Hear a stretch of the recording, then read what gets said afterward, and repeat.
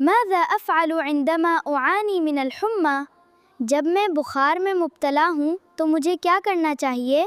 قد يصاب البعض بارتفاع درجة حرارة الجسم، بعض اوقات لوگوں کا کسی وجہ کے بغیر جسم کا درجہ حرارت بڑھ جاتا ہے۔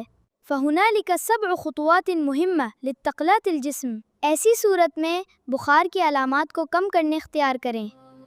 پہلا اقدام، ہلکے، کشادہ اور روشن رنگ کے کپڑے پہنیں اور تنگ لباس سے پرہیز کریں۔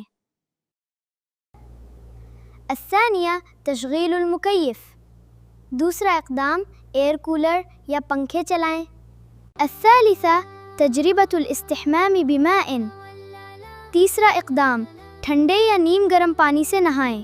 الرابعہ شرب الکثیر من السوائل وخاصة الماء، چوتھا اقدام زیادہ مقدار میں مشروبات خصوصاً پانی پئیں۔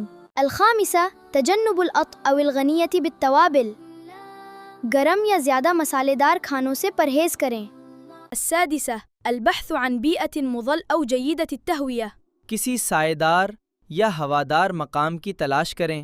السابعہ استخدام الادویۃ الخافضۃ للحرارہ، بخار کم کرنے دوائیں استعمال کریں۔